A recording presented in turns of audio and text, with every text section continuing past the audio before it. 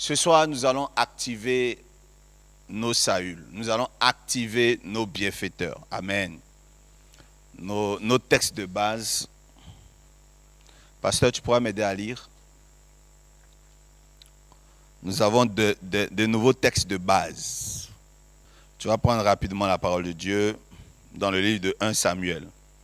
Il me faut un Saül. Il me faut le prototype de Saül dans ma vie. C'est-à-dire un genre de mentor, un genre de parrain, une femme, une fille, un garçon, un homme, capable de donner son cœur pour l'œuvre de Dieu, pour ta vie. Quand Dieu veut te lever, il te met avec des gens bien. Quand il n'est plus avec toi, tu rencontres des gens mauvais.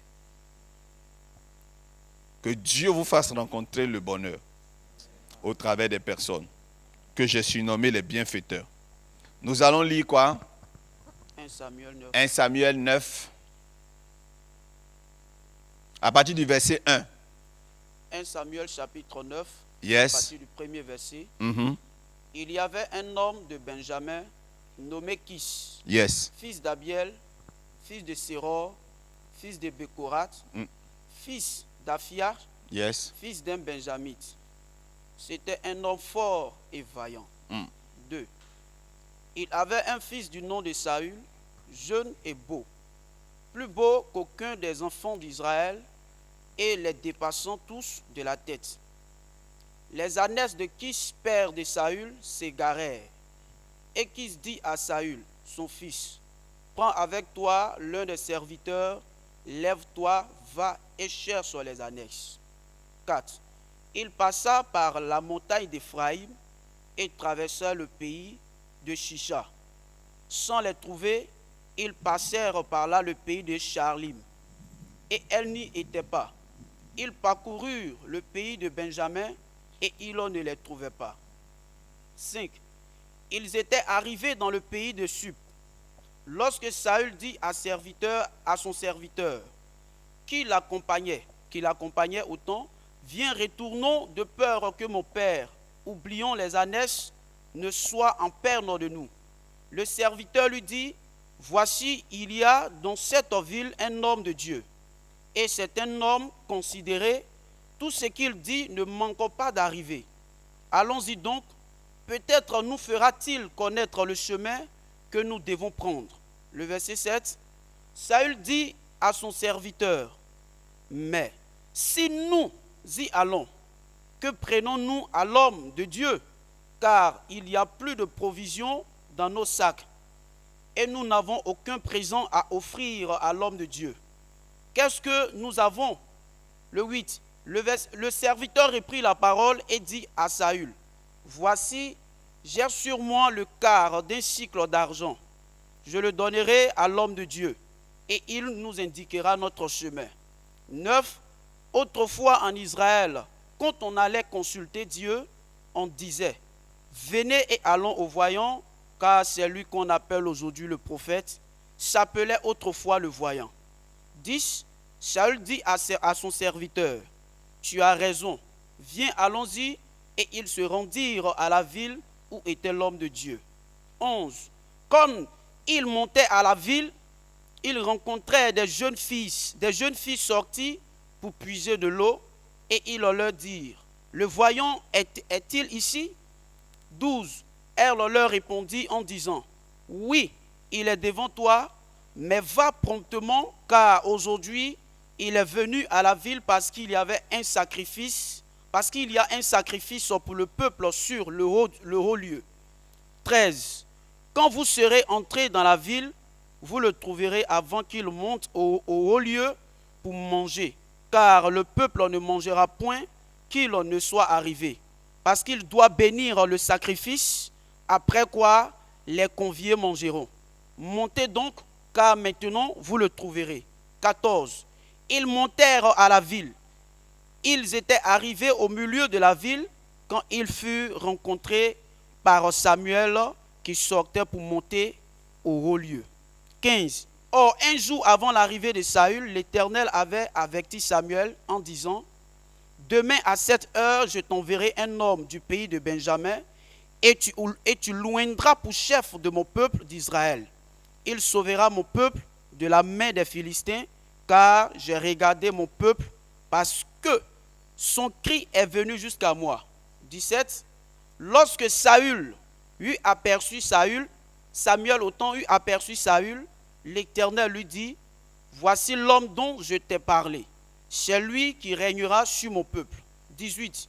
Saül s'approcha de Samuel au milieu de la porte et dit, indique-moi, je te prie, où est la maison du voyant.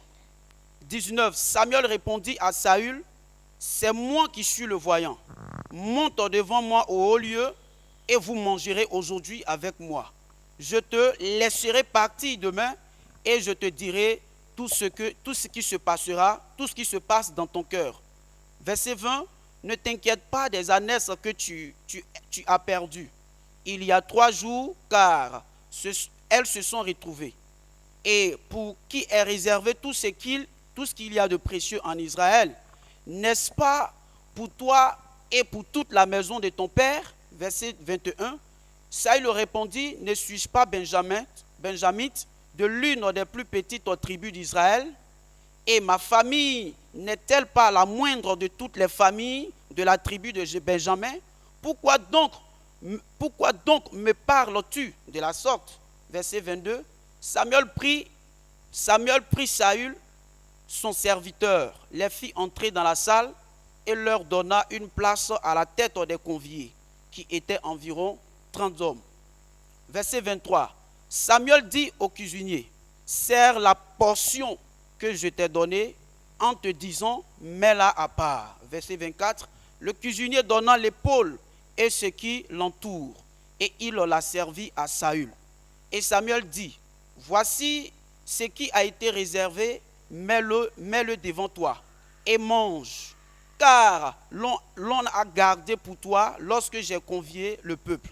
Ainsi, Saül mangea avec Samuel ce jour-là. Verset 25, il descendit du haut lieu à la ville, et Samuel s'entretint avec Saül et lui sur le toit. Verset 26, puis ils se levèrent de bon matin, et dès l'aurore, Samuel appela Saül sur le toit et dit, viens, je te laisserai partir. Saül se leva et ils sortirent tous deux, lui et Samuel. Verset 27, quand il fut descendu à l'extrémité de la ville, Samuel dit à Saül, dis à ton serviteur de passer devant nous. Et le serviteur passa devant. Arrête-toi maintenant, reprit Saül, je te ferai entendre la parole de Dieu. Amen. Amen. C'est fini le chapitre 9. Oui, On va entamer le chapitre 10 tout à l'heure. Que Dieu vous bénisse. Béni soit Dieu pour sa parole, qui va nous faire du bien. Alors, vous connaissez tous l'histoire du premier roi d'Israël. C'est qui? Saül. Vous vous souvenez que hier, j'ai parlé de Saül. Saül est celui qui a donné la chance à David d'exprimer son talent. Mais c'est aussi celui qui a fait confiance non seulement à David, mais qui lui a donné des armes, encore la force morale. Lorsque David est arrivé sur le champ de bataille et qu'il a entendu que Goliath était en train de défier le peuple d'Israël, lorsque David s'est prêté en disant « je peux le tuer », lorsque cette nouvelle a été rapportée à Saül, Saül n'a pas minimisé l'information. Il a dit, qui est ce petit? Amenez-le. Vous savez, Saül avait des hommes forts, il avait déjà des guerriers, mais il ne négligeait pas quand même la nouvelle d'une personne qui était susceptible de l'aider. Quand Saül prend David, David devient célèbre, au point que des femmes chantaient le nom de David plus que celui de Saül. Est-ce que nous pouvons avoir encore de tels hommes sur terre? Ce genre d'homme, quand il rentre dans ta vie, tu te donnes et tu sens ta valeur. Il te donne ta valeur, il te donne ta place. Il t'aide à t'exprimer. Il n'a pas peur que tu fasses des erreurs dans sa présence. Mais ce Saül-là, avant d'arriver à ce statut, il était d'abord quoi? Rien du tout. Mais il a fallu aussi qu'à son tour, quelqu'un lui fasse confiance. Et cette personne, c'est Samuel. Lorsque nous lisons Psaume 142, le dernier verset, la Bible dit ceci. Seigneur, tire mon âme de sa prison afin que je te célèbre. Les justes viendront m'entourer lorsque tu m'auras fait du bien. Vous savez, écoutez-moi bien. Il dit, tire mon âme de sa prison afin que je célèbre ton nom. Vous savez, pour pouvoir célébrer Dieu, il faut avoir la paix du cœur. Quand tu souffres, tout ce que tu fais, que tu appelles adoration, c'est en fait lamentation. Jérémie, après Jérémie, dans la Bible, il y a lamentation. Même quand on dit béni soit Dieu dans le livre de lamentation, le béni soit Dieu se trouve dans les lamentations. Donc il y a béni soit Dieu, merci Seigneur, mais avec un cœur meurtri. Et il y a béni soit Dieu, merci Seigneur, avec un cœur exaucé. C'est quand le cœur exaucé dit merci Seigneur qu'on appelle célébration. Mais quand le cœur meurtri dit merci Seigneur, on appelle ça lamentation. Donc même quand tu es en train de dire merci Seigneur dans la présence de Dieu, oh Seigneur, je vais te bénir. Si tu n'as pas encore été exaucé, c'est des lamentations. Et David s'est prié. Il dit, Seigneur, tire mon âme de sa prison afin que je te célèbre. Parce que tu es un Dieu qui mérite la célébration. Si je suis dans la souffrance, tout ce que je fais ressortir de ma bouche est hypocrite. Tout ce que je fais sortir de ma bouche est amertume. C'est comme ça qu'il priait.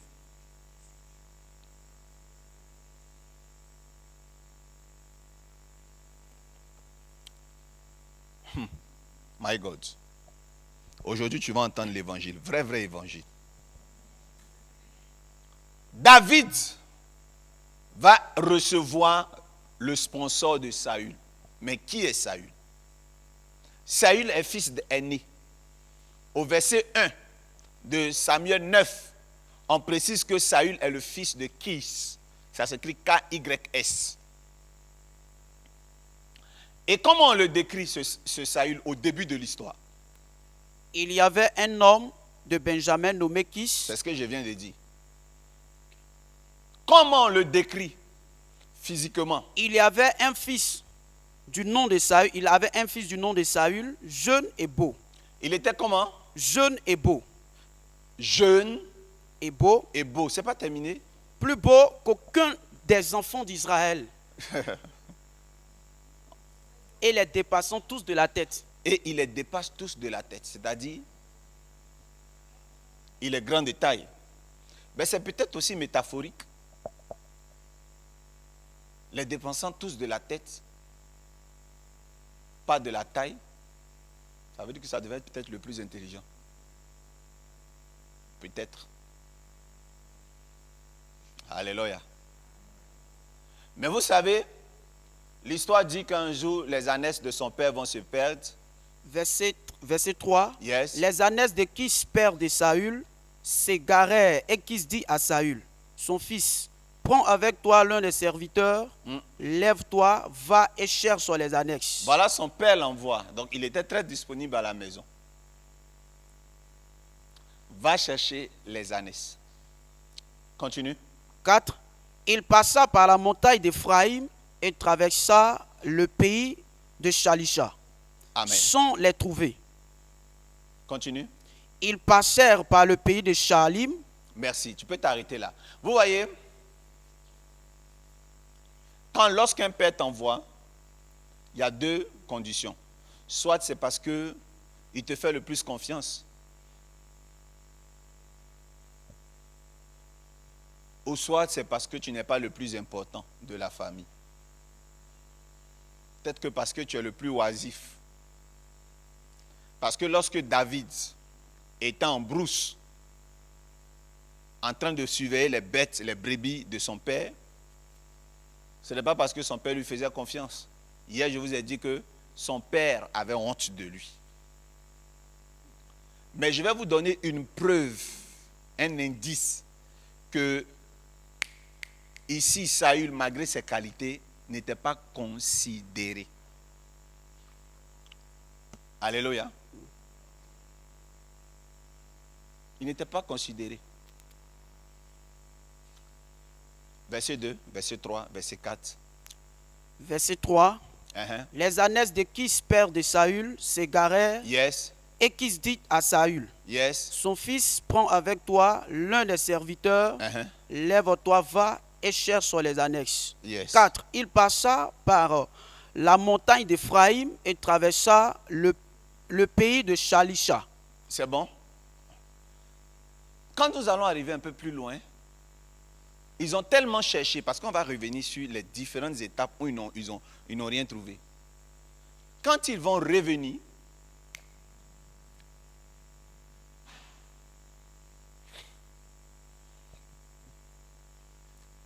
donc quand ils vont arriver quelque part,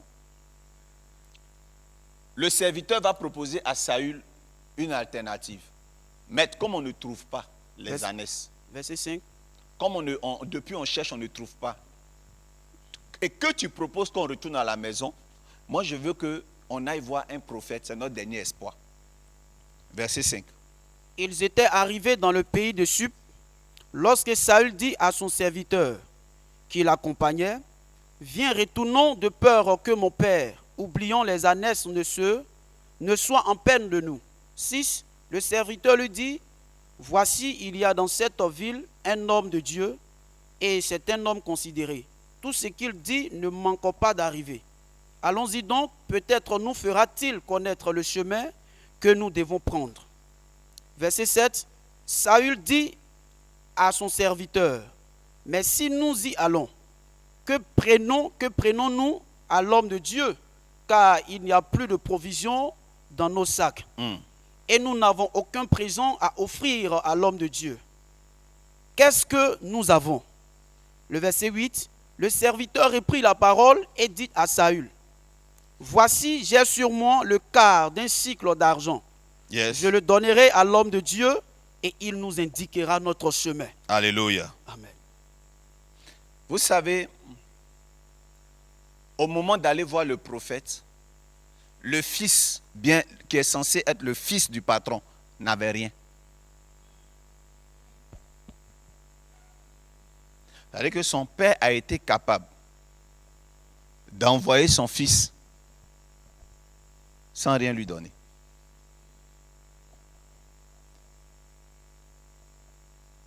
Ça veut dire qu'au moment précis, c'était le serviteur qui avait l'argent, plus que le maître. Je sais que tu comprends. Mais tu vas encore comprendre plus quand je vais l'actualiser à ta vie. Tu te rappelles que c'est chez le boutiquier que tu as tendance à aller prendre crédit. Chez nous, on dit le Mauritanien, le diallo.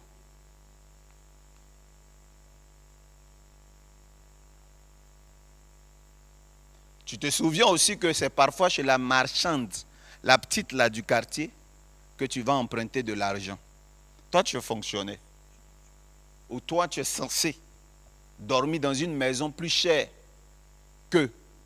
Mais les épreuves de la vie font que c'est chez ceux que tu es obligé de te rabattre. Permettez-moi d'actualiser ce message. Ça n'allait pas chez Saül. Au moment où il allait chercher les ânesses de son père, ça n'allait pas. Il faisait toujours le sale boulot de la maison. Pourtant, il était l'aîné de la famille. Or, généralement, c'est l'aîné sur qui repose la prééminence. Et sur l'aîné, tout le monde devrait compter. Mais lui, il n'en avait pas en ce moment. Il savait la loi. Il savait qu'aller voir un prophète les mains vides, c'est un manque de respect. C'est un manque d'éducation spirituelle. Et il dit, mais si on va voir le prophète, avec quoi on part puisqu'on n'a plus rien? Vous savez, la qualité et la quantité de provisions qu'il avait n'avait rien à voir avec celle que son serviteur avait. Ça pourrait être parce que le père avait préféré confier les réserves au serviteur plutôt qu'à son propre fils. Est-ce que Saül était un enfant digne de confiance dans sa maison? Est-ce que Saül n'était pas un personnage qui avait vécu le même complexe de rejet que David? Est-ce que ce n'est pas cela qui a fait que lui, Saül, il comprenait David? Dieu va mettre si souvent dans votre vie des personnes qui vont vous aider. Ne cherchez plus pourquoi ces personnes-là vous aident aussi facilement. C'est certainement parce que ces personnes ont connu un temps de brisement comme vous. Et j'aimerais vous dire, ce pourquoi vous êtes le futur Saül des autres, c'est parce que vous êtes en train de traverser une épreuve spéciale. Vous savez, la spécialisation coûte plus cher que le généralisme. Les gens ne peuvent pas comprendre pourquoi tu es si bon de cœur. Pourquoi lorsque tu donnes et que tu perds, tu n'as pas mal. Parce qu'il est arrivé dans ta vie des périodes où Dieu t'a tout arraché, il t'a imposé de tout arracher sans que tu ne le retrouves. Vous savez, on prie un Dieu grand, on prie un Dieu puissant. Et à un moment donné, on le prêche avec orgueil dans notre famille. Et Dieu permet que des malheurs nous arrivent.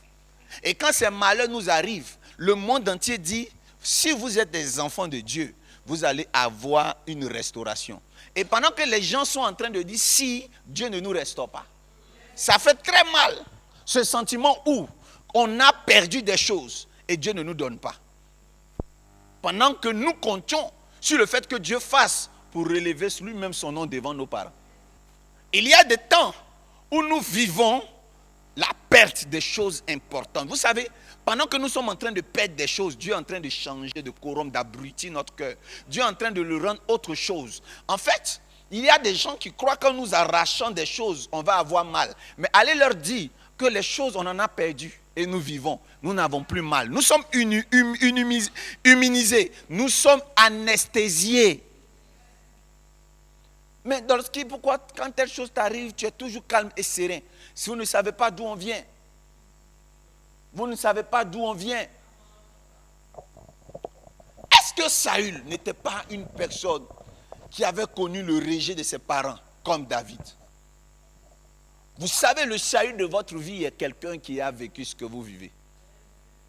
Et si vous devez devenir le Saül des autres, vous allez voir. Qu'est-ce qui fait que devant des maladies les plus incurables, je suis serein? Parce que je suis tombé malade, j'ai vomi du sang.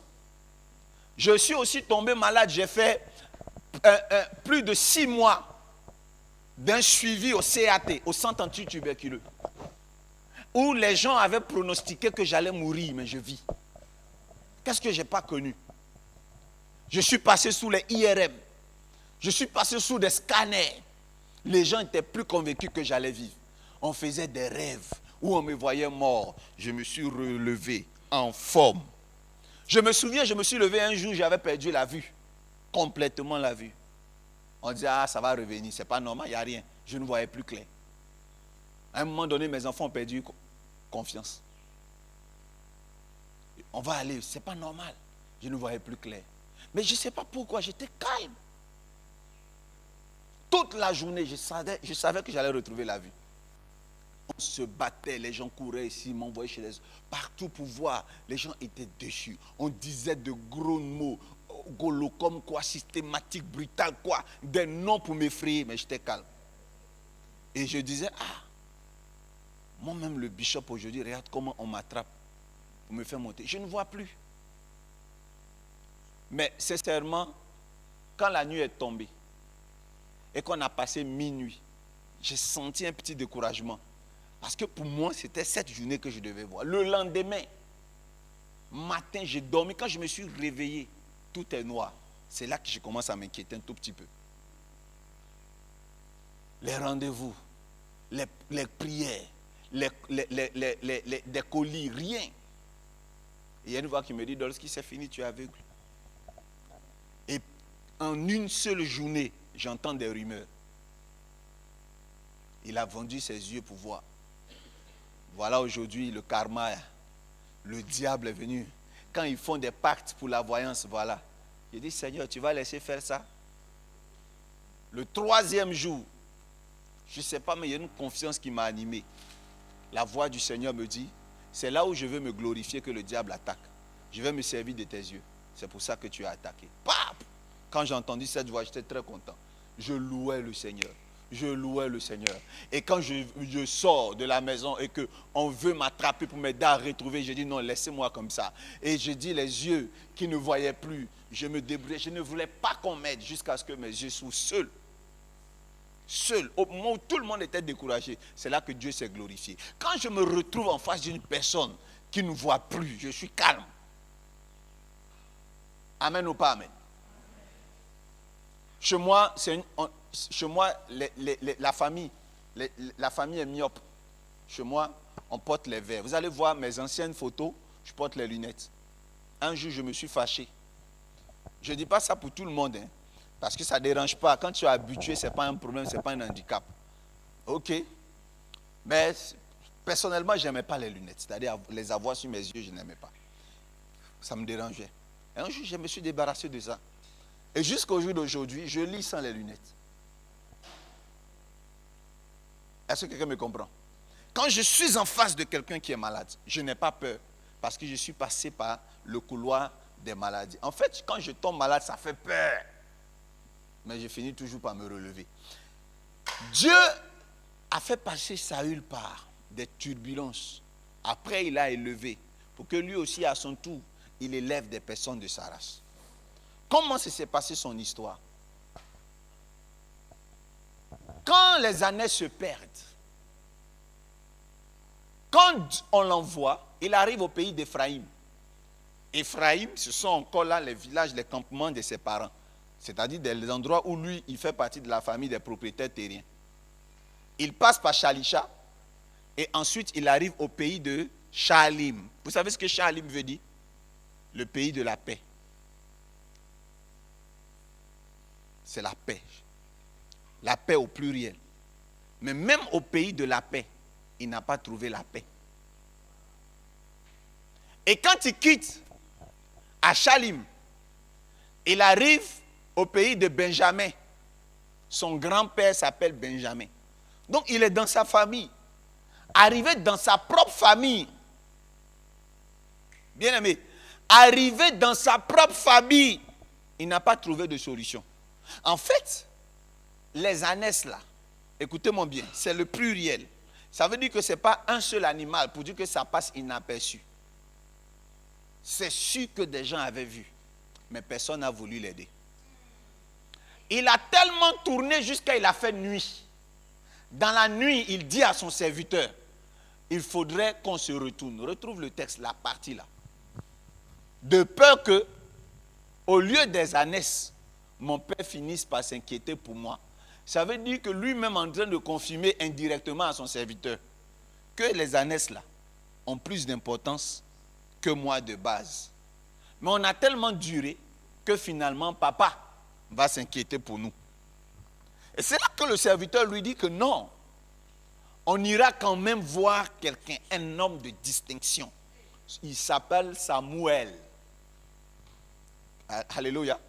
Et ils vont se renseigner jusqu'à trouver là où Samuel se trouve. Et quand ils arrivent, Samuel le voit. Et Samuel dit, voici l'homme. Et Saül lui dit, je suis venu te voir, je suis venu voir le voyant. Samuel dit, c'est moi-même le voyant. Comment? Il dit, avant que tu viennes, Dieu m'a prévenu de ta destinée. Regardez ce qui est dit au verset 20. Au verset 20, ne t'inquiète pas des ânesses que tu as perdues. Ne t'inquiète pas des ânesses que tu as perdues. Il y a 3 jours. Yes. Car elles sont retrouvées. Car elles sont retrouvées. Et pour qui est réservé tout ce qu'il y a de précieux en Israël. Continue maintenant, verset 21. Verset 21. Saül répondit, ne suis-je pas benjamite de l'une des plus petites tribus d'Israël? Et ma famille n'est-elle pas la moindre de toutes les familles de la tribu de Benjamin? Pourquoi donc me parles-tu de la sorte? Wow. Verset 22. Samuel prit la parole. Samuel prit autant Saül et son serviteur. Yes. Les fit entrer dans la salle et leur donna une place à la tête des conviés. Dis amen. Amen. Mais ce soir, je te dirais plutôt un Samuel. Alléluia. Je vais vous développer quelque chose. Les différents types de rencontres que vous devez faire dans votre vie. Je parle ou mais je ne parle pas. Écoutez, Saül, mon Dieu, rencontre les prophètes. Et ce qui est dans son cœur, c'est de retrouver les ânesses de son père. Les ânesses ne lui appartiennent pas. Les ânesses représentent la propriété privée de son père. Donc il veut faire plaisir à son père. Il veut exaucer les désirs de son père. Nos parents nous ont mis à l'école et souvent ils nous imposent ce qu'ils veulent ou ce qu'ils auraient voulu devenir. C'est-à-dire que ton père dit que comme il est médecin, il aurait voulu que toi aussi tu sois quoi? Médecin. Donc même quand tu as la passion de l'art, il dit non, on doit t'inscrire en série C, chimie. Tu dois devenir pilote. Même quand tu as la passion de la danse, ton père, lui, il s'en fout. Lui, c'est ce qu'il veut pour toi qu'il fait. Mais je vais vous dire la vérité. Ce que vos parents ont souhaité pour vous, même si ces choses semblent excellentes, fiez-vous toujours à ce que Dieu pense et veut de vous. Pendant que lui, il cherche les ânesses, quand il arrive chez le prophète dit, pour qui est réservé les choses précieuses ici en Israël? C'était pour lui. Vous courez parfois après les petites choses. Et vous demandez à vos prophètes des choses que vous pensez bien pour vous. Mais vous ignorez que derrière ces choses se cachent des dimensions de rêves. Des rêves même que vous n'avez pas fait. Souvent Dieu même va utiliser l'homme de Dieu pour vous dire ce que vous allez devenir. Et ce que vous allez devenir généralement ne fait même pas partie des rêves que vous avez nourris depuis le lycée. C'est-à-dire que lui, il a un baromètre qui était limité, calibré par rapport à la dimension de sa famille. Il dit, ne suis-je pas de la tribu de Benjamin, l'une des plus petites tribus? Est-ce que nous là, chez nous là, on peut devenir grand comme toi tu es en train de prophétiser sur ma vie? Et le prophète ne lui répond plus. Le prophète les invite à rentrer. Ils sont tous sales, en sueur. Ils ne se sont pas lavés.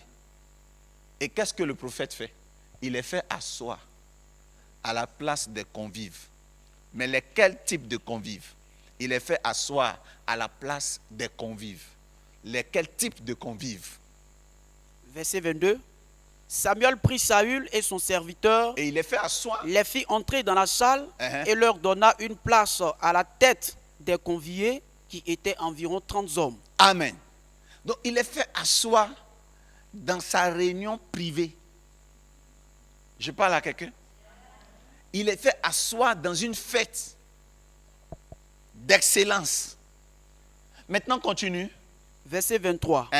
Samuel dit au cuisinier. Il dit au cuisinier. Sers la portion que je t'ai donnée. Sers la portion que je t'ai donnée. En te disant, mets-la à part. Oui. Verset 24. Le cuisinier donna l'épaule et ce qui l'entoure. Et il l'a servi à Saül. Et c'est la partie excellente qu'on lui donne.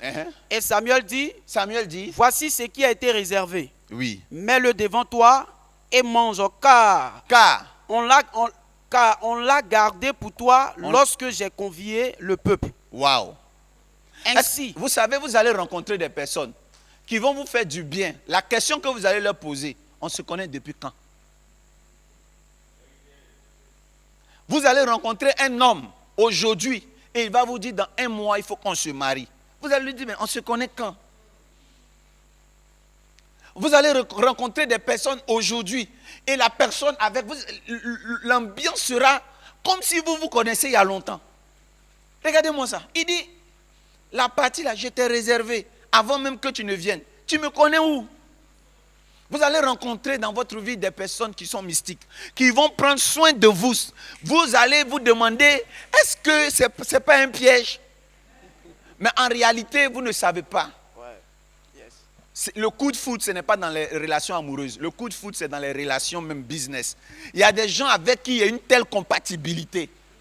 Tu comprends un peu? Dès que tu arrives, regarde, je suis arrivé chez un de mes fils. Il a fait sortir des habits, des manteaux qu'il n'a jamais portés. Quand je suis arrivé la première fois à Nice, et c'était d'ailleurs ma première fois d'arriver en Europe, j'arrive, il fait sortir des habits, c'est ma taille, mais ce n'est pas lui sa taille. Et il a dit, il ne sait pas pourquoi, tous ces habits qu'il a eus, c'est des supporters, c'est des des amis, des parrains, des gens qui lui donnaient ses habits chers. Des habits de 10 000, des manteaux de 10 000, 15 000 euros. Il me donne, je porte. Ça montre. Mais lui, il est tout petit comme ça. C'est grand chez lui. Et il y a les étiquettes. C'est comme si c'était réservé pour moi. Tu vas arriver dans des endroits où on va te faire des choses comme si les gens savaient depuis longtemps que tu existais. Et vous voyez, il arrive. Et plus tard, qu'est-ce qui se passe? Le cuisinier donna l'épaule Uh-huh. et ce qui l'entoure. Ils ont mangé. Et il l'a servi à Saül. Ils ont mangé. Et Samuel dit, Uh-huh. voici ce qui a été réservé. Yes. Mets-le devant toi Et mange. et autant. Alors, ils ont mangé. Et après cette séquence de la nourriture, Verset 5. Uh-huh. Il descendit au haut lieu à la ville. alors, Et Samuel s'entretint avec Saül sur le toit. Amen. Et après, ils vont dans un endroit pour s'entretenir maintenant. Je peux parler à quelqu'un. Est-ce que ce n'était pas urgent, cette affaire d'Anès, ce n'est pas urgent? Parce qu'il faisait tard. On vient voir le prophète. Le prophète dit qu'on s'asseye pour manger.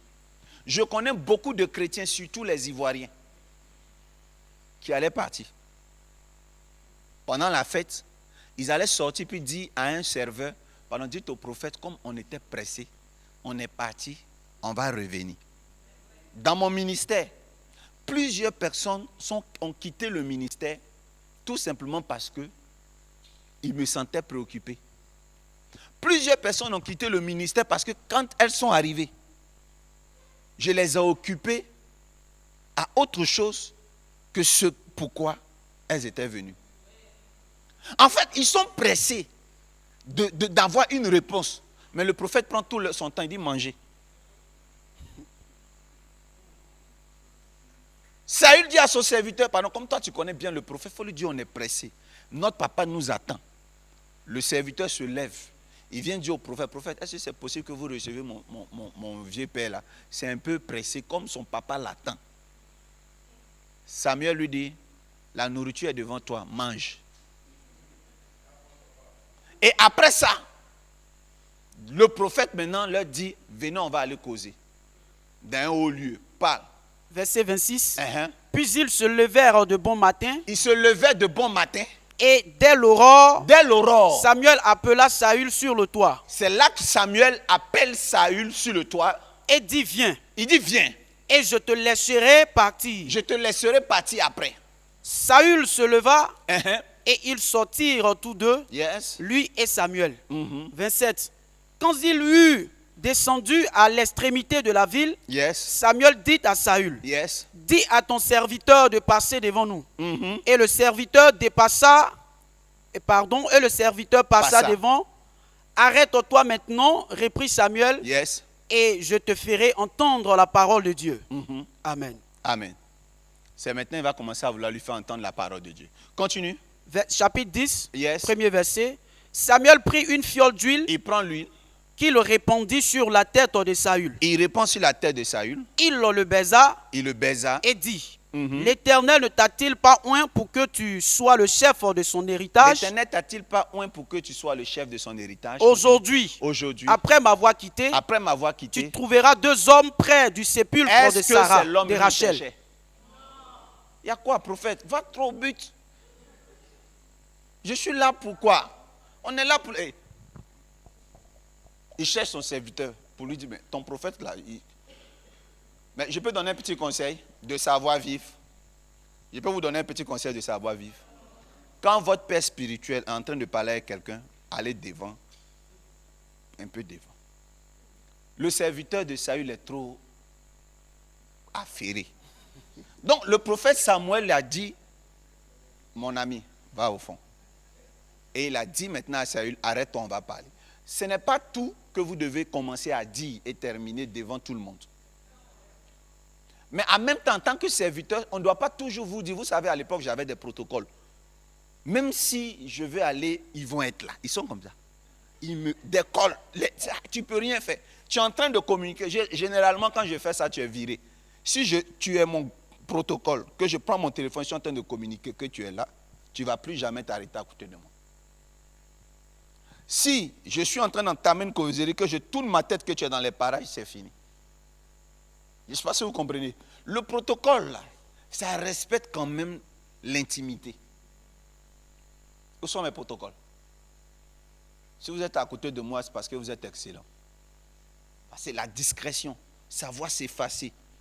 Donc, allez, va devant. Et il a commencé à parler à Saül. Et il commence à parler à Saül, il dit, je vais commencer à prophétiser. Voilà, après m'avoir quitté, qu'est-ce qui va se passer? Premièrement, après m'avoir quitté, tu trouveras 2 hommes près du sépulcre de Rachel. Ensuite, deuxième chose sur la frontière de Benjamin. Deuxième chose qui va arriver. À celle-là, ils te diront les ânesses que tu es. Est-ce que tu peux travailler avec moi? Après avoir rencontré, il dit, qu'est-ce qui va arriver encore? Donc, je veux que tu, puisque c'est un culte court, il faut sauter. Okay. Tu vas rencontrer 2 personnes. Ensuite, ils te diront les ânesses. Amen. Verset 3. De là, tu iras plus loin. Après avoir rencontré les 2 personnes, tu iras plus loin. Et tu arriveras aux chaînes de Tabor. Yes. Où tu seras rencontré par 3 hommes montant vers Dieu à Bethel. Yes. Là encore, ce n'est pas les ânesses. Continue. Et ces hommes-là. Et portant l'un 3 chevaux. Yes. L'autre 3 gâteaux de pain et l'autre une outre de vin. Yes. 4. Ils te demanderont comment tu te portes. Maintenant, plus loin, qu'est-ce qui va se passer? Ils te donneront 2 pains. Ok. Ça va? Verset 5. Oui, vas-y, au verset 5. Après cela, tu arriveras à Gibéa. Après cela, tu arriveras à Gibéa. À Gibéa Elohim, où se trouve une garnison de Philistins. Et quand tu vas arriver là-bas, tu vas rencontrer une garnison de Philistins. En entrant dans la ville, tu rencontreras une troupe de prophètes descendant du haut lieu. Ça fait 4 qualités de personnes qu'il va rencontrer. Premièrement, précédé de lutte. Premièrement, il va rencontrer qui? 2 Premièrement, hommes. Il va rencontrer qui? Une garnison de Philistins. Premièrement, 2 hommes. Au sépulcre de Rachel, il rencontre qui? Premièrement. Il dit, après m'avoir quitté là, tu vas rencontrer premièrement 2 hommes. Je veux qu'il trouve. Verset 2. Aujourd'hui, après m'avoir quitté, tu trouveras 2 hommes près du sépulcre de Rachel. Ensuite, il va rencontrer qui encore? De là, tu iras plus loin et tu trouveras et tu arriveras aux chaînes de Tabor où tu seras rencontré par 3 hommes montant vers Dieu à Bethel. Il va rencontrer 3 hommes. Amen. Et après, il rencontre quoi? Des Philistins. Et il termine par quoi? Des prophètes. Je peux parler à une personne? Jusque là, où sont les ânesses? Vous savez ce qui fait que des chrétiens ne durent pas dans certaines églises? Parce qu'ils n'ont pas compris ces principes-là. Il y a une seule chose qui va t'amener vers le prophète. Ce n'est jamais beaucoup. Dieu se sert de cette chose pour que tu rencontres l'homme de Dieu. Mais en fait, ce n'est pas pour cette chose-là que tu rencontres l'homme de Dieu. Peut-être tu ne sais pas que toi en fait, c'était le mariage. C'était que Dieu te ramène ton homme. C'était que Dieu te ramène ton travail. C'était que Dieu te redonne des marchés. Mais l'homme de Dieu dit au verset 20, il dit quoi au verset 20 du chapitre 9? Qu'est-ce que l'homme de Dieu dit à Saül? Saül qui ignorait qui il était. Qu'est-ce que l'homme de Dieu lui dit au verset 20? Verset 20. Il dit au verset 20. Ne t'inquiète pas des ânesses que tu as perdues. Ne t'inquiète pas des ânesses que tu as perdues. Il y a 3 jours. Yes. Car elles sont retrouvées. Oui. Et pour qui est réservé tout ce qu'il y a de précieux en Israël? Le plus important, regarde. Pour qui est réservé tout ce qui est précieux dans cette nation? Les ânesses ne sont pas précieuses. C'est pour toi. Tu es en train de te battre pour les projets de ton père. Tu es en train de te battre pour rendre ton père fier. Mais il n'y a plus que ça. Pendant que toi, tu te bats pour ces choses, ce ne sont pas quand même de petites choses. C'est des choses importantes. Mais il y a de véritables choses qui te lient. Qui sont liées à ta destinée. Oh my God. C'est pour ça que tu es venu aux côtés du prophète. Et le prophète va lui expliquer sa vie. Il dit, quand tu vas quitter, tu vas rencontrer 2 hommes. Mais les 2 hommes-là, tu les rencontres du côté de la tombe de qui? De Rachel. Et qu'est-ce qui va se passer avec ces personnes-là? Aujourd'hui, après m'avoir quitté, tu trouveras 2 hommes près du sépulcre Pourquoi tu de redis Rachel. cette partie-là? Puisque moi, j'ai déjà dit. Quand il a rencontré les 2 hommes, et qu'est-ce qu'ils vont dire, ces 2 hommes? Ils te diront les ânesses que tu es allé chercher sont retrouvées. Il y a des gens que vous rencontrez dans votre vie. Ils ne vous donnent pas ce que vous cherchez, mais ils vous annoncent la voie ou ils vous donnent la bonne nouvelle. Tu vas rencontrer des gens qui sont que des personnes qui donnent de bonnes nouvelles. Vous savez, c'est très important de marcher avec des gens qui sont positifs. Je n'aime pas être avec des gens qui sont négatifs. Je n'aime pas être du côté des gens qui ne font que des rêves qui sont bizarres. Des rêves où on voit des cafards, des rêves où on voit des salamandres, des rêves où on voit des hiboux, des rêves où on voit quoi? Des asticots, des rêves où on voit des tombes. Vous savez, à un moment donné, changez vos rêves. Il y a des gens, quand ils t'expliquent leurs problèmes, c'est comme si toi-même ils veulent t'effrayer. Tu leur beau leur dire, ce n'est rien, ça va aller. Papa, c'est pas petit problème, c'est sérieux. Hein? Donc je ne dois pas te dire, ça va aller quoi. De faire quoi? De faire quoi? En fait, quand eux-mêmes ils t'expliquent le problème, à toi le prophète, les personnes là veulent que tu fasses ça. Fion.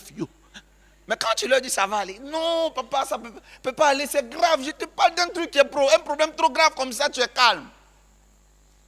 En fait, tu vas croiser des gens positifs. Ensuite, tu vas croiser une autre qualité de personne. Le chiffre augmente. Écoutez-moi bien. Il dit quoi? Tu arriveras à Gibéa, Elohim, où se trouve une garnison de Philistins. Ok. Tu as la deuxième qualité de personne. Verset 3 autant. De là, tu iras plus loin et tu arriveras au chêne de Tabor où tu seras rencontré par 3 hommes. Jobber. De là, tu iras plus loin. Tu pouvais même manger ça. Tu ne dis plus ça. Donc, je reprends. Donc, il va arriver à la deuxième qualité de personne. 3 personnes. Sera rencontré par 3 personnes. Tout simplement. Hein, on y va. Et quel est le bénéfice de rencontrer ces 3 personnes? Verset 4. Verset 4. Ils te demanderont comment tu te portes. Yes. Et ils te donneront 2 pains que tu recevras de leurs mains. Ça fait combien de temps les gens ne lui demandent pas dans sa famille comment il va? La preuve, lui-même, il a dit à son serviteur, on a tellement duré, il est possible même que papa s'inquiète pour moi. Je suis sûr que le serviteur a dit, Dieu, vieux là, un vieux comme ça, qui aime matériel plus que l'homme, lui il va s'inquiéter pour toi. Allons voir le prophète. Il y a quand même une histoire qui mérite une psychanalyse dans ce texte. C'est quand même une nouvelle. Regardez, souvent quand vous venez auprès des prophètes, il y a un grand bien que Dieu vous donne avant même que vous n'ayez tout ce que vous cherchez. C'est la paix du cœur. Souvent, on arrive à des endroits, on n'a rien reçu, on n'a pas encore été exaucé, on entend des témoignages. Mais il y a une chose qui nous arrive, des choses qui ne nous arrivaient pas hier. Le prophète dit, quand tu vas me rencontrer et que tu vas me quitter, tu vas croiser 3 hommes. Ils vont te demander comment tu vas. C'est rare, c'est devenu rare. À chaque fois que quelqu'un t'appelle, c'est pour t'expliquer un problème. À chaque fois que quelqu'un t'appelle, c'est pour t'expliquer un sujet. À chaque fois que quelqu'un t'appelle, c'est pour te dire ça ne va pas. Mais c'est rare d'entendre la voix de quelqu'un depuis un certain temps te demander comment tu vas. Mais il y a une qualité de personne, quand on les rencontre, des choses nous arrivent, pas forcément totalement au travers d'elles, mais à partir d'elles. Et Samuel était ce genre de personne. Quand tu finis de les rencontrer et que tu leur donnes d'eau, ta vie n'est plus jamais la même.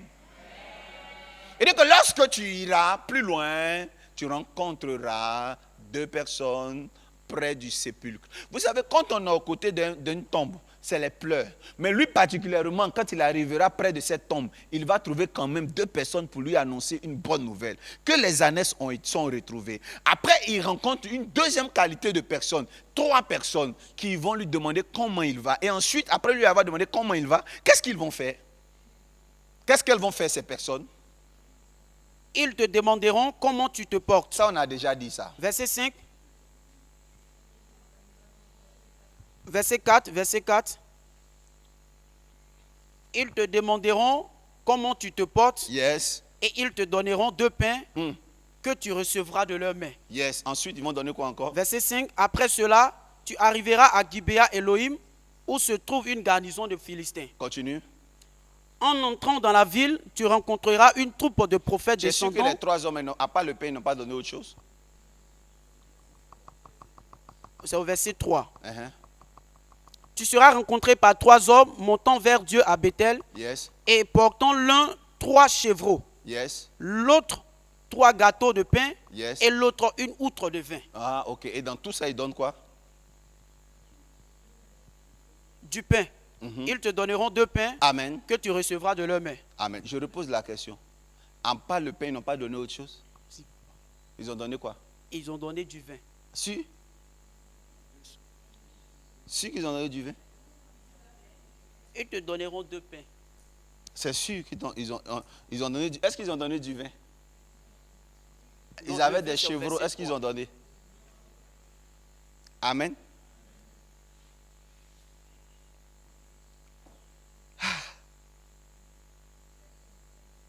Ils ont donné quoi? Du pain. Je peux parler à quelqu'un? La première qualité de personne signifie une saison dans ta vie. La saison où tu rencontres des amis qui sont là que pour te consoler. Mais ils ne peuvent pas te tirer d'affaire. À chaque fois que tu as perdu ta maison, ils n'ont pas pu t'aider à retrouver l'argent pour une nouvelle maison. À chaque fois que tu perds quelque chose, c'est des consolateurs. La deuxième qualité de personne, c'est des gens qui ont ça. Mais ils vont te donner juste l'essentiel, le superflu. Je peux parler à quelqu'un? Comment tu vas? C'est quand même déjà bon. Mais malgré qu'ils ont de la viande, du vin, ils vont te donner que le pain. Ils ne pourront pas te donner tout. Mais tu as besoin de quelqu'un qui peut te donner tout. Dis Amen. Et plus loin, ils rencontrent des Philistins. Vous savez, entre les Philistins et les Juifs, il y a un problème. Quand un Philistin attrape un Juif, il fait quoi? Mais là, où tout le monde meurt, lui, Saül, il ne meurt plus. Parce qu'il a rencontré Samuel. Et après avoir rencontré Samuel, et après avoir rencontré les Philistins, il va se retrouver maintenant au milieu des prophètes. Et il va se mettre à prophétiser. Et les gens vont demander, depuis quand il prophétise? En fait, ce que je veux annoncer, après avoir rencontré les prophètes, des choses inhabituelles vont commencer à t'arriver. Quelque chose de prophétique va commencer à t'arriver.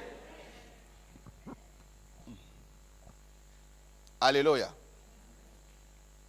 Alléluia.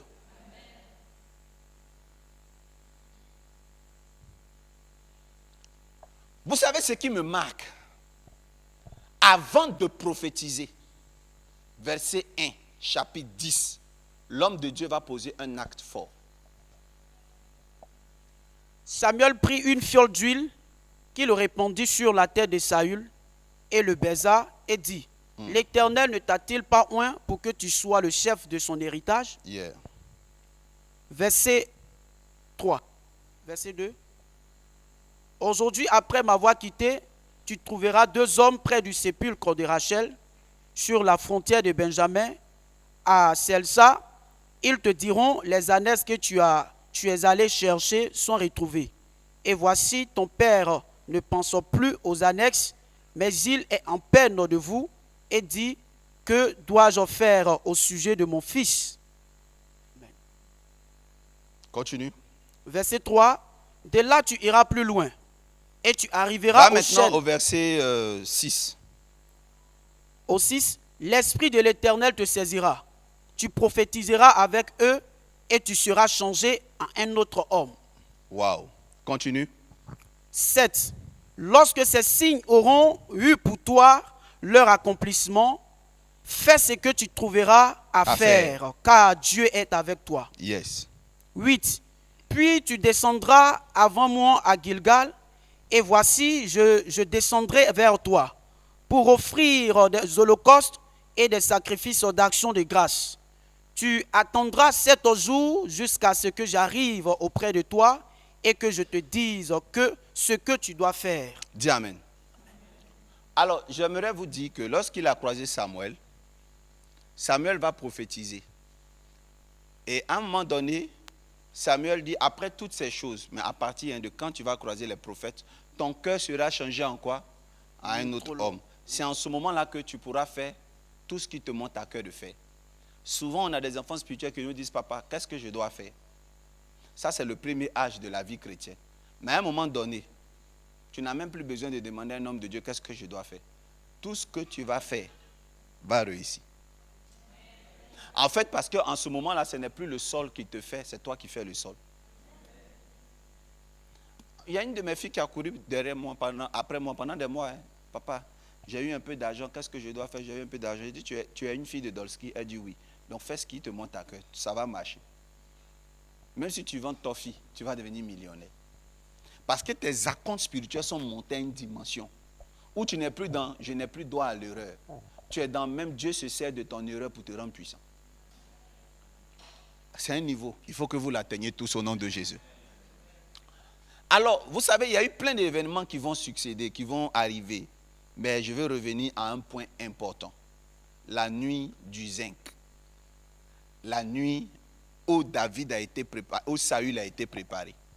Lorsqu'il vient voir le prophète, après avoir mangé, dans 1 Samuel 9, après avoir mangé, les 3 derniers versets de 1 Samuel 9, après avoir mangé, la Bible dit, il descendit au haut lieu. Il descendit du haut lieu, verset 25 du chapitre 9. Ils descendirent du haut lieu à la ville, yes. Et Samuel s'entretint avec Saül sur le toit. Amen. Amen. Dis avec moi, il descendit du haut lieu.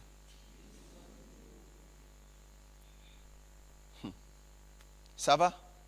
La toiture d'une maison se trouve où ça? Mais est-ce que tu peux redire la phrase? Verset 25. Ils descendirent du haut lieu à la ville et Samuel s'entretint avec Saül sur le toit. Oh my God. My God, my God. Je ne sais pas si quelqu'un comprend mon évangile. En fait, pendant que le prophète descend avec toi, il est en train de t'élever. Oh. Amen. En fait, la descente d'un prophète, en fait, une forme d'élévation. Il descendit pour se retrouver sur le toit. Il y a des toitures dans la vie. On y monte qu'après être descendu. Oh.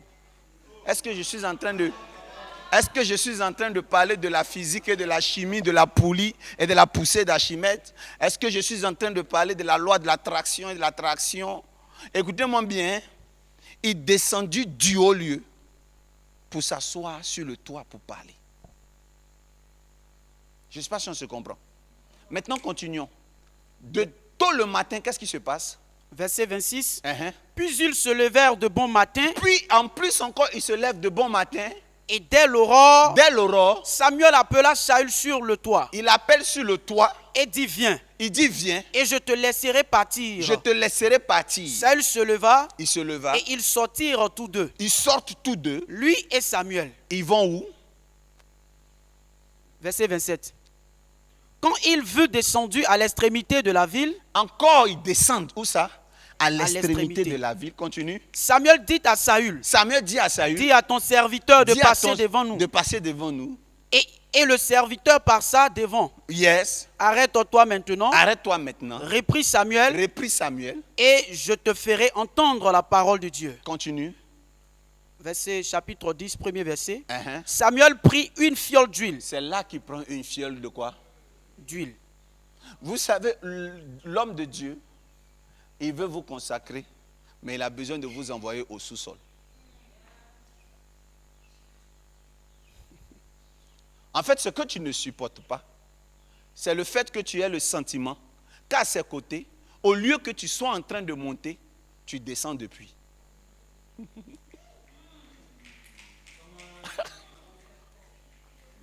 Ce que tu n'arrives pas à supporter, ce qui te rend impatient, c'est le fait que tu aies approché enfin le prophète et que tu n'aies pas le sentiment que tu montes.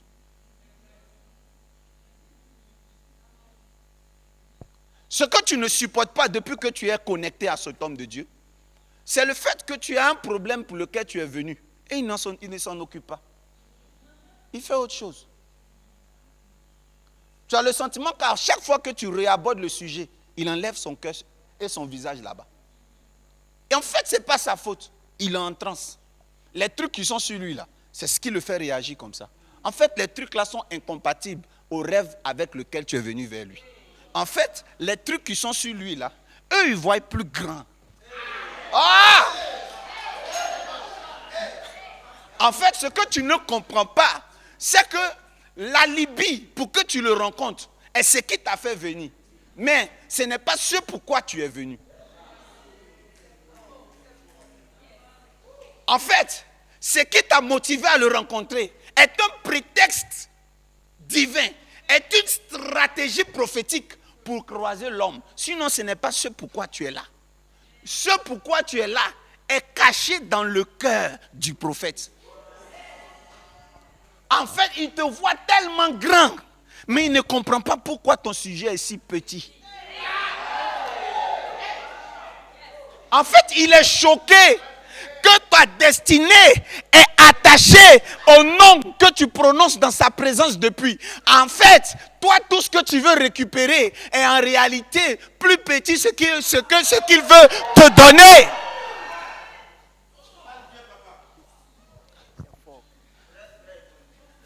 Et parfois, quand tu lui rappelles, en fait, ce qui t'a fait venir ici, l'Esprit de Dieu le déconnecte à ce que tu es en train de dire.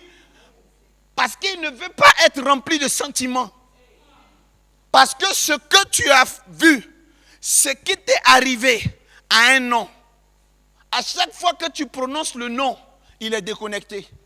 Parce que ce n'est pas pour ça que tu es là. Il dit, tu veux des ânesses. Mais n'est-ce pas à toi que toutes les richesses d'Israël sont réservées? Ça fait parfois mal. Tu as le sentiment que ton dernier recours ne s'occupe pas de ce pourquoi tu es venu. Ça fait parfois mal que arriver dans la maison de Dieu, que Dieu ne soit pas capable de donner un nom à ton problème, d'indexer le problème et de l'éradiquer. Tu as le sentiment que Dieu néglige ta cause, Dieu néglige ton problème. Non, en fait, Dieu ne s'occupe pas des choses qu'il n'a jamais programmées. Dieu ne s'intéresse pas aux choses pour lesquelles il n'est pas au courant. Dieu ne parle pas à son prophète des choses pour lesquelles il n'a jamais pris de décision. La Bible dit que lorsque la femme a perdu son enfant, la femme de Sunem, elle dit, moi je n'ai jamais demandé d'enfant. Le prophète Élisée est venu chez moi. Quand il était rassasié, il m'a dit, je vais avoir un enfant. À peine j'ai eu l'enfant, l'enfant est mort. Quand la femme a attaché son pagne, elle marchait, son mari l'a croisée. Il dit, chérie, qu'est-ce qui se passe? Elle dit, tout va bien. Il dit, ok. Elle continue le chemin. Quand le prophète du haut de la mésaline, dans sa penthouse, il est assis en haut, il voit la femme venir, il dit, Seigneur, pourquoi ma fille aujourd'hui vient comme s'il n'y a pas là? Qu'est-ce qui se passe? Dieu révèle-moi. Dieu n'a rien révélé au prophète. Le prophète envoie son fils spirituel, il dit, tiens mon bâton, si tu attrapes, arrivé devant la femme, quand tu la touches, moi je saurai ce qu'elle a. Quand il est allé, il a touché la femme, il n'a rien reçu. Géasi était obligé de demander à la dame, maman, est-ce qu'il y a un problème? Parce que Géasi espérait que la femme lui dise que, en fait, voici mon problème. Pour que lui, il court pour prévenir son père. Mais là encore, elle n'a pas répondu. Elle dit, tout va bien. Alors, quand elle arrive, la femme pleure sur le pied du prophète. Elle dit, pourquoi tu m'as fait ça? Tu m'as donné un enfant et tu l'as repris. Prophète Élisée demande à Dieu, pourquoi Père tu m'as caché cela? Le Seigneur dit, je ne t'ai rien caché. Je ne te parle pas des choses qui n'existent pas. Je ne te parle pas des choses que je ne sais pas. Je ne te parle pas. Puisque l'enfant qui est mort, ce n'est pas mon programme. En fait, c'est vous qui croyez qu'il est mort. Moi, je ne l'ai pas tué. Même Satan n'est pas responsable. En fait, s'il est mort, c'est que vraiment, c'est pas de moi, je parle de ce que je crée. Il y a des choses que Dieu ne sait pas. Dieu ne sait pas des choses qu'il n'a pas programmées. Je dis à ma fille, elle m'a appelé pour me dire, on vient de m'annoncer qu'il y a une tache sur mon rein. Elle est en Angleterre. Je dis, je ne suis pas au courant de ça.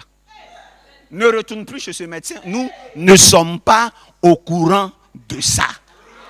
Regarde, quand une lettre arrive chez toi et que le timbre n'est pas en ton nom, retour à l'envoyeur. Ne gardez pas une enveloppe qui ne porte pas votre nom. Si on vous annonce une maladie qui ne correspond pas à ce pourquoi vous êtes venu sur terre, c'est ni vu ni connu. Vous savez, une fois que vous refusez de cette façon, cette chose n'arrive pas. Et Dieu a dit, je ne suis pas au courant. C'est pour ça que je ne t'ai pas informé.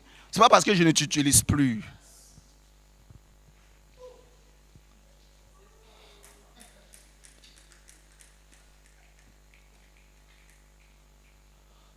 Tu vas écouter vrai évangile ce soir. Yes. Ce pourquoi Dieu ne t'a pas parlé, c'est parce que cette chose qui est arrivée, en fait, ce n'est pas le programme de Dieu. Il faut refuser ça au nom de Jésus. Alléluia. Pendant que j'arrive près du prophète, il me met dans des agapés. Il me pousse à manger. Mais écoutez-moi bien, faites attention à la nourriture. Les chrétiens sont devenus ce genre d'élèves qui rentrent en classe et qui disent à leur professeur, non, il faut commencer par ce chapitre-là. L'ancien professeur, c'est comme ça il faisait. Non. Non, non, non, non, non, non. Pendant que toi, tu penses qu'il va mettre de l'eau devant lui, une boule de cristal pour parler, lui, il dit, viens manger. Faites attention quand un prophète vous invite à manger. Il peut vous dire, il y a agapé demain. Mais vous ne connaissez même pas avec quelle dose d'onction le repas sera cuisiné. Chez les sorciers là, qui ont tout volé aux chrétiens, pour initier, ce n'est pas la nourriture. La nourriture dans la maison d'un homme de Dieu, faites attention. L'eau dans la maison d'un homme de Dieu, faites attention. Au village là, si tu as une fois bu l'eau du village, si tu veux, cache-toi pour aller aux États-Unis, les gens te connaissent. Les gens savent où tu es. Il ne faut pas penser que tu t'es caché, on sait où tu es. Ce qui te lie au village, c'est l'eau. Si tu as une fois goûté l'eau du village, on te connaît. Je parle à l'âme d'une personne. Alors, ce que j'aimerais te dire, ce que tu dois comprendre, on dira que tu as la chance dans la vie si tu rencontres 3 types de personnes. La première personne que tu dois rencontrer, c'est d'elle que je parle. La deuxième, c'est celle dont j'ai parlé hier. Vous devez rencontrer dans votre vie un parrain. Vous devez rencontrer dans votre vie un homme qui peut vous enlever dans les galets. Un homme fort. Mais avant d'atteindre cette dimension, il faut d'abord croiser le mystique. C'est du mystique que je parle aujourd'hui. La malchance dans la vie, c'est de n'avoir jamais rencontré un mystique. Si tu n'as jamais rencontré un mystique, c'est que tu es passé sur terre comme ça. My God. Je parle, non? Je parle dans l'esprit de quelqu'un? Est-ce que je parle au cœur de quelqu'un? Si tu n'as jamais rencontré quelque chose de spirituel, tu as vécu pour rien. Quand Saül va rencontrer Samuel, sa vie va prendre une allure de gloire, mais avec des étapes. Il a cherché pendant 3 jours les ânesses. Mais quand il est arrivé, il était pressé. 3 jours peuvent représenter 3 ans, 30 ans. Mais quand il arrive, le prophète lui dit, laisse-moi dormir d'abord. Est-ce que vous savez pourquoi le prophète devait dormir d'abord? Parce que c'est bien écrit. Il y a 3 qualités de prophétique. La Bible dit, vos filles et vos fils prophétiseront. Vos jeunes gens auront des visions et vos vieillards auront des songes. Il y a 3 qualités de prophétique. Il y a les prophéties, il y a les visions et il y a les songes. Il y a des prophètes qui font des songes. Mais ce n'est pas une affaire d'âge. Parce que quand on dit les vieillards, c'est un surnom qui est administré à une qualité de prophète qu'on appelle les vieillards. Et tant qu'ils ne rêvent pas, ils ne voient pas. C'est le cas même de Samuel. Samuel était encore bébé. La Bible dit qu'il dormait à côté de l'arche de l'Éternel quand Dieu lui a parlé la première fois. Ça veut dire que lui, son prophétique, tant qu'il ne dort pas, il ne peut pas te parler. C'est pour ça, lorsque vous êtes devant des prophètes, vous les pressez, parle-moi, parle-moi. Il vous dit, appelle-moi demain. Vous êtes pressé pourquoi? Depuis tout petit, Dieu l'entraîne dans son sommeil, il entend son nom, il se lève. Il vient vers son père, son premier père qui s'appelait Élie. Il dit, papa, tu m'as appelé. Son père dit, non, va te coucher. Quand il dort, Dieu lui dit, Samuel, Samuel, Samuel. Il se lève, papa, m'as-tu appelé? Élie lui dit, je ne t'ai pas appelé. Il retourne une dernière fois, le Seigneur dit, Samuel. Quand il se lève, il revient vers Élie. Il dit, papa, tu m'as appelé. Élie dit, de toute façon, tu insistes là. Va te coucher. Si tu entends encore la voix, dis Seigneur, me voici. Quand Samuel a dit Seigneur, me voici, en rêve, Dieu va lui montrer tout ce qui va arriver en Israël. Donc, Samuel est un songeur. Il faut qu'il dorme avant de parler. Donc, vous ne connaissez pas les prophètes que vous rencontrez.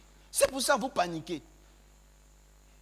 Si vous croisez un prophète vieillard, même s'il est voyant, il faut le laisser dormir. Si vous le pressez, que vous voulez le tout chaud, vous risquez de ne pas avoir le meilleur. C'est quand il dort, il est dangereux. Quand il a dormi, la Bible dit le matin, et maintenant il commence les cérémonies.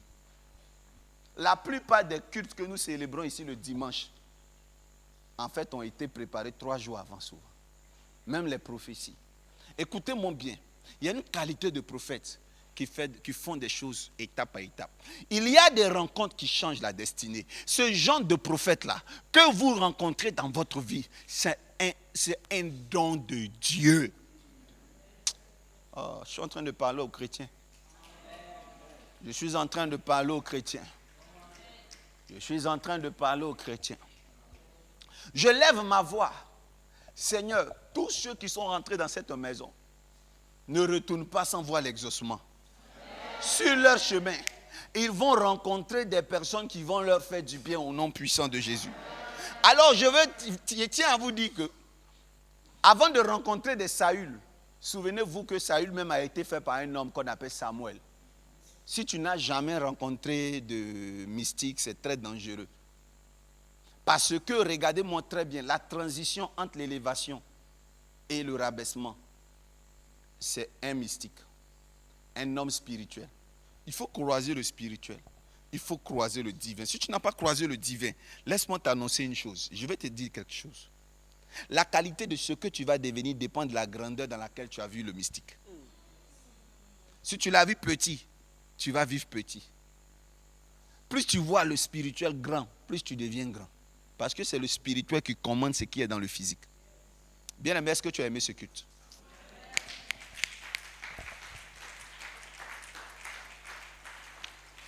Demain à l'apothéose, nous allons parler de Méphibosheth. Nous allons parler maintenant des 3e qualités de personnes que nous devons avoir dans notre vie. Une sorte de qualité de personne. Je suis content parce que j'aime prêcher devant des gens qui connaissent la Bible. Et quand je regarde votre visage, je sens que vous connaissez la parole de Dieu. Acclamons le Seigneur pour ça.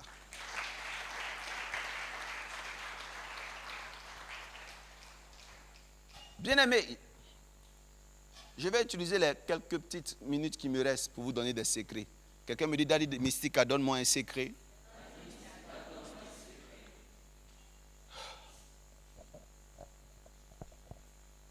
Si on prophétise sur toi, à un moment, dites-vous que le temps doit arriver où on doit vous oindre. Parce que la prophétie sans onction peut vous faire tourner en rond. Ce qui m'a plu chez Samuel, Samuel a pris le soin d'abord de le oindre avant de parler. Je recommence. Chapitre 10, verset 1. La Bible dit que l'homme de Dieu annonce qu'il est temps qu'il prophétise. Mais avant de prophétiser, Samuel chapitre 10, à partir du premier verset. Il a oint avec la fiole d'huile. Samuel prit une fiole d'huile qu'il le répandit sur la tête de Saül. Yes. Il le baisa et dit, l'Éternel ne t'a-t-il pas oint pour que tu sois le chef de son héritage? Alléluia. Continue. 2. Aujourd'hui, après m'avoir quitté, tu trouveras 2 hommes près du sépulcre de Rachel. Pour commencer à parler, il a fait quoi avant de commencer à parler? Il a d'abord oint. D'abord, il te faut l'onction. Mais il te faut un rituel. Quand vous allez regarder plus loin, la Bible dit que Samuel, qui est prophète, qui a été consacré roi, il se met à prophétiser. Et ses parents demandent depuis quand il prophétise.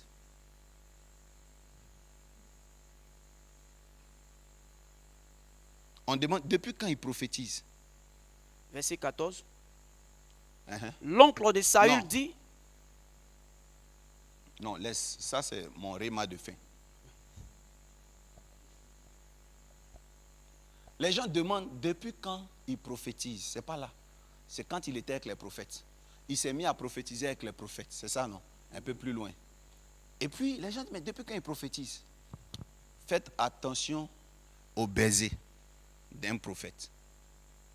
Bon, comme on est en Afrique, je ne vais pas utiliser le mot baiser. Parce que tout le monde ne peut pas comprendre baiser. Le baiser. Pas ce que vous pensez. Hein. On dit, et Saül le baisa. Je suis allé la dernière fois vers Yamsokro quelque part pour chose. Il y a un homme de Dieu qui dit, c'est ça, les gens ont confondu. Amen. Et puis, il y a un homme de Dieu, lui, carrément. Et lui-même, il s'est exclamé, il dit, mais les gens d'avant étaient bizarres. Comment il a pu baiser son fils? Quelqu'un que tu viens à peine de connaître. C'est pourquoi quand tu viens dans la maison de Dieu, dès que les filles arrivent, tu commences à les baiser. Et moi, je disais, voilà, il n'a rien compris. On ne parle pas de ça. Amen. Ça dépend, chacun écoute comme il interprète comme il veut. Mais écoutez-moi bien. Je vais vous dire quelque chose. Il y a 3 choses qui se sont passées. La nourriture, l'onction et le baiser. Alléluia. Assieds-toi. Dis avec moi la nourriture.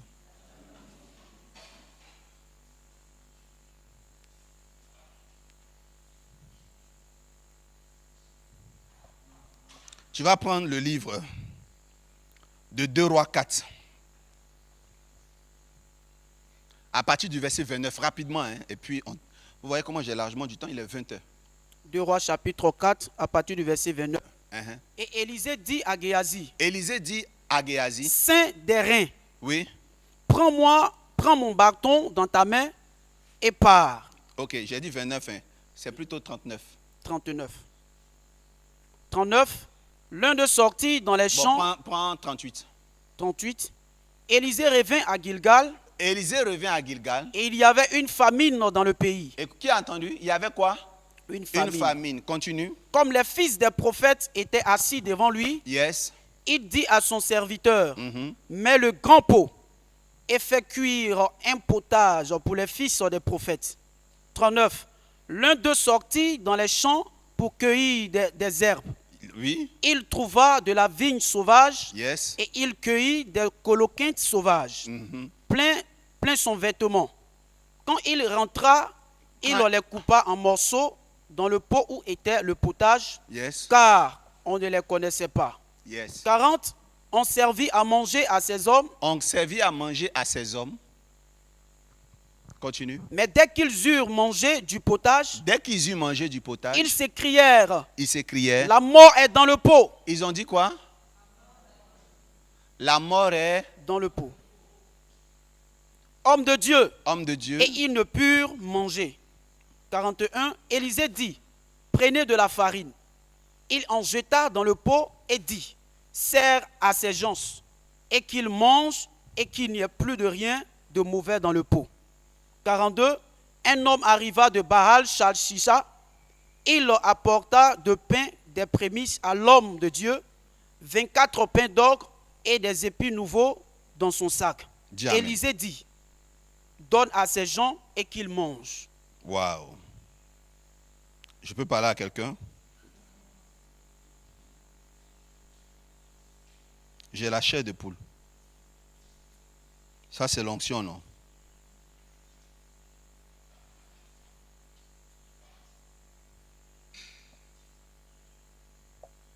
Je suis content parce que je vais vous donner un doc que j'enseigne à mon école.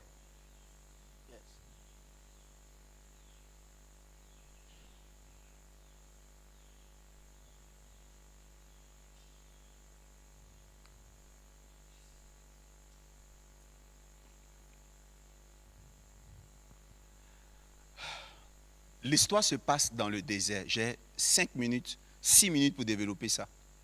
Ça se passe dans une famine. À Gilgal, il y avait la famine, n'est-ce pas? Mais on dit des prophètes, des fils était assis en face du prophète. Lis la partie pour qu'on entende bien comment c'est dit. Il y avait une famine dans le pays. Yes. Comme les fils des prophètes étaient assis devant lui, À chaque fois que vous entendez les fils de prophètes, ça veut dire disciples ou élèves de prophètes. Continue.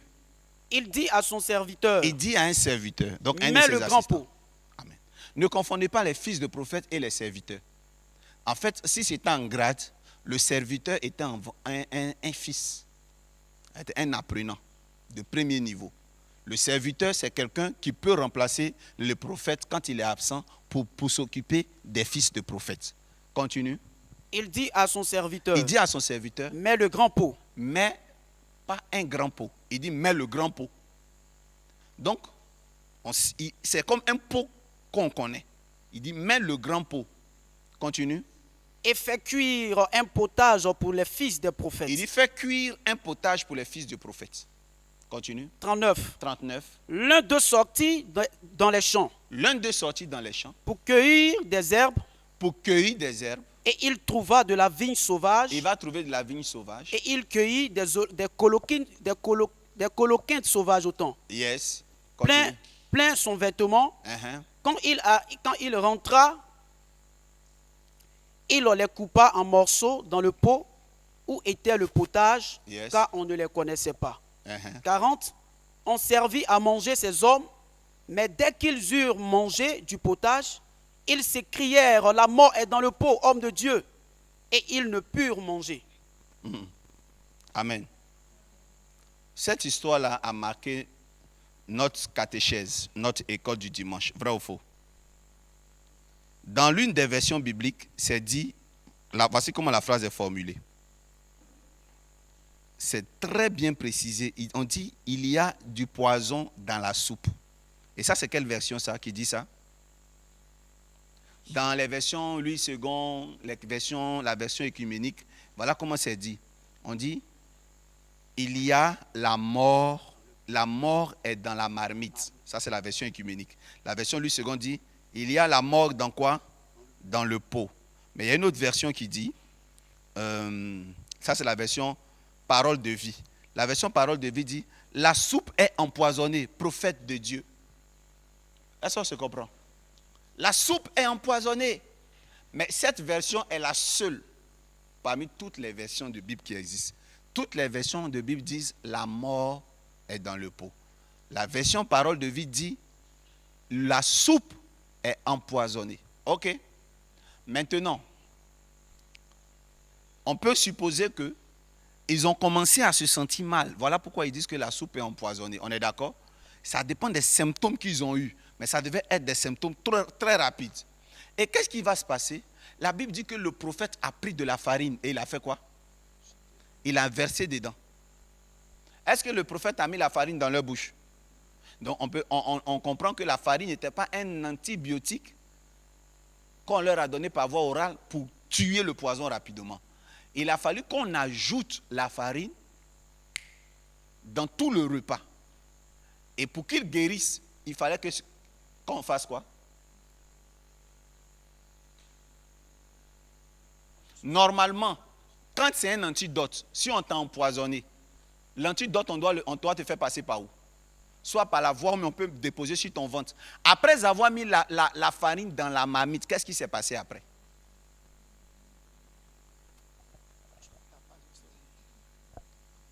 Hein? Mon téléphone est déjà. D'accord. Très bien. Un autre lecteur avec sa Bible, s'il vous plaît. Si on peut avoir, la personne peut parler dans un micro, ça serait intéressant. S'il vous plaît, il n'y a pas d'autres pasteurs dans l'assemblée qui sont dans le verset. Parce qu'il va quitter à la technique et il est en train de quitter à la technique pour venir lire dans un micro. Waouh.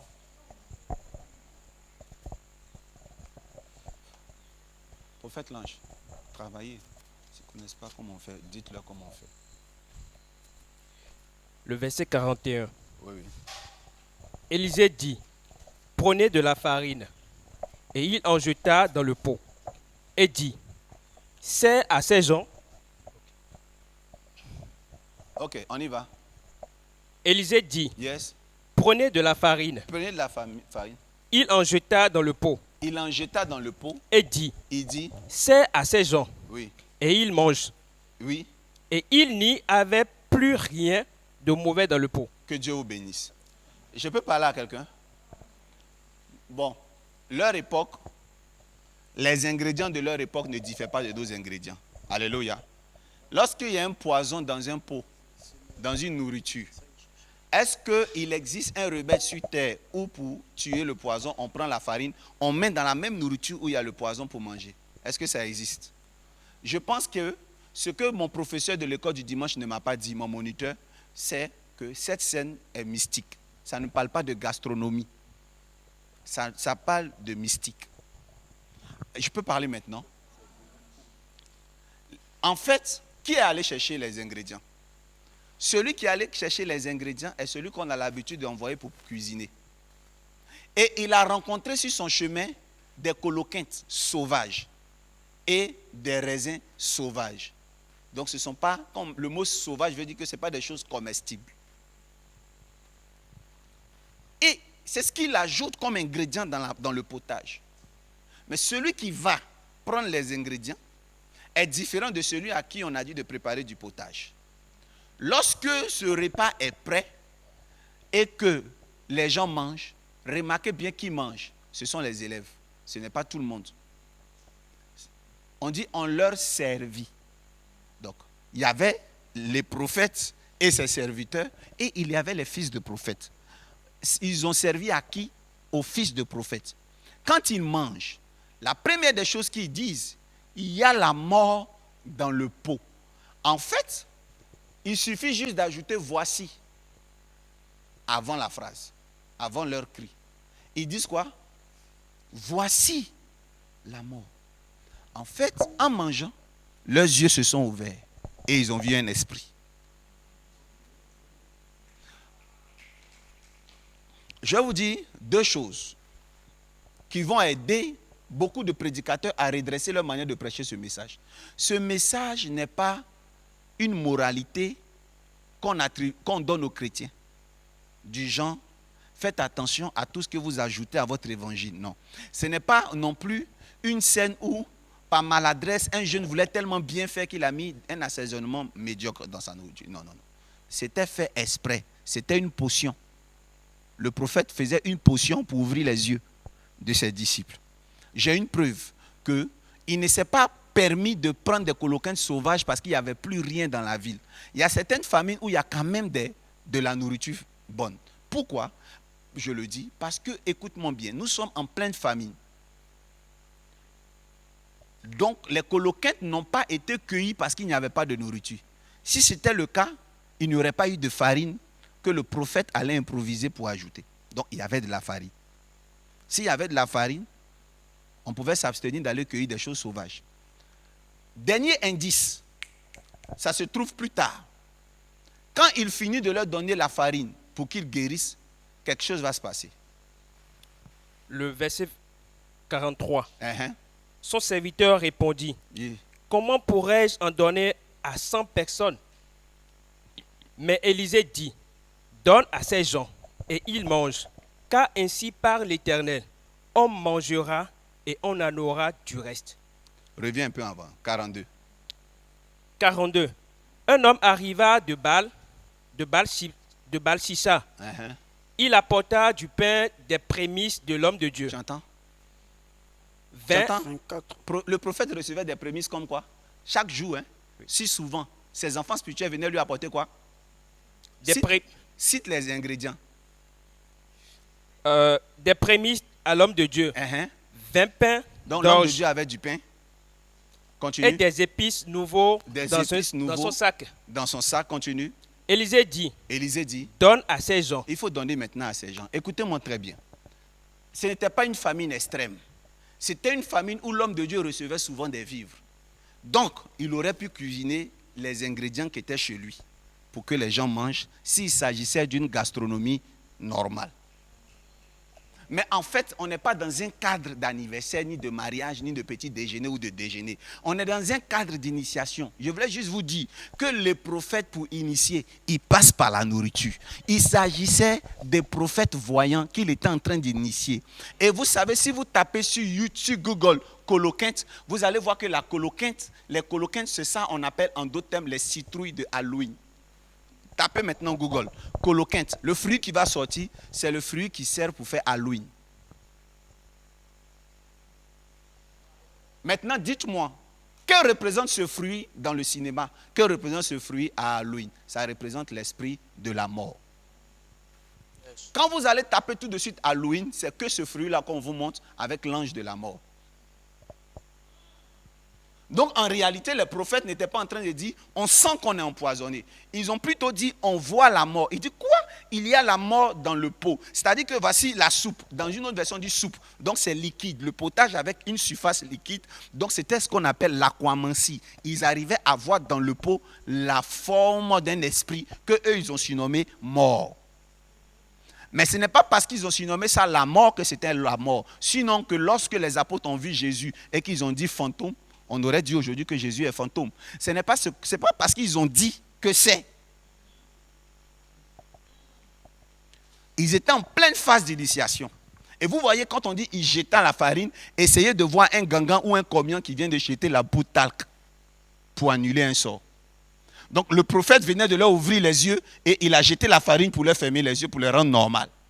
Et il fait une démonstration. En fait, j'ai envoyé mon serviteur. Il a pris du raisin sauvage qui représente un peu la version supérieure de ce que nous prenons pour faire la Sainte Seine. Il dit, j'ai pris tout ça là.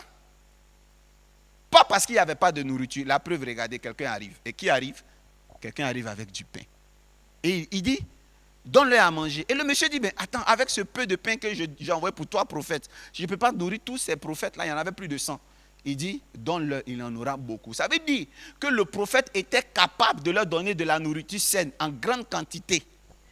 Mais l'objectif de ce repas n'était pas qu'ils soient rassasiés de faim, mais l'objectif était que leurs yeux spirituels s'ouvrent sur des réalités. En fait, je reviens pour vous dire que lorsque vous venez à l'église, pardonnez, n'attendez pas forcément que l'homme de Dieu vous donne des jeûnes.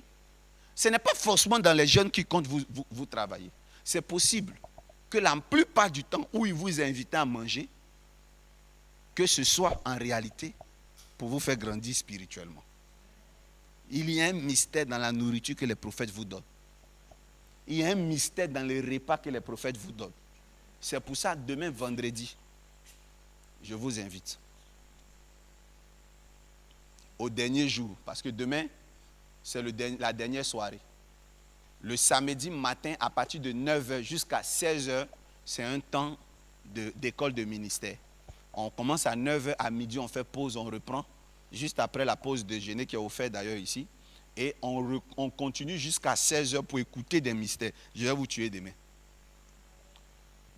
Mais en ce qui concerne les soirées, demain on a notre mini-veillée. C'est-à-dire on va passer toute la soirée à écouter la parole de Dieu. Dès qu'on finit, on va, on mange, on se sépare. On revient le matin à 9h, on termine à 16h. Demain, il aura un choukouya. Déjà, le prophète l'ange a offert un bœuf. Philomène a offert un couple de moutons. Il y a Stéphania qui donne aussi une bête. En tout cas, si tu veux contribuer, tu peux envoyer une cambuse, donc des boissons fraîches. On va boire des sodas, de la limonade. Tout ce que vous avez, vous apportez, nous allons boire. Ici, on ne prend pas l'alcool. Donc, quand on dit tout, l'alcool ne fait pas partie. Vous envoyez, on va manger. Pendant qu'on sera en train de manger, on va se réjouir, les anges vont descendre. Alléluia. Que Dieu vous bénisse. Tu peux clapper comme ça. Alors, si tu as aimé ce moment, tiens-toi debout.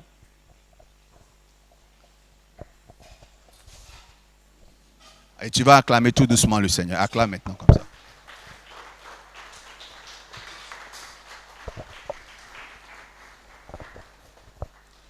Est-ce que tu as aimé le message? Je vous avais promis que j'allais vous donner un secret. Le secret, c'est ça, la nourriture. Répète avec moi, l'initiation dans la nourriture. Ayez la chance dans votre vie de rencontrer un bon homme de Dieu. Quelqu'un qui est vraiment mystique. Quelqu'un qui connaît vraiment le spirituel, mais surtout qui n'est pas paresseux. Vous serez sauvés. La moralité dans ce texte nous parle de la patience. Dans la mystique, il faut être patient. Que Dieu soit béni. Non, il faut être patient.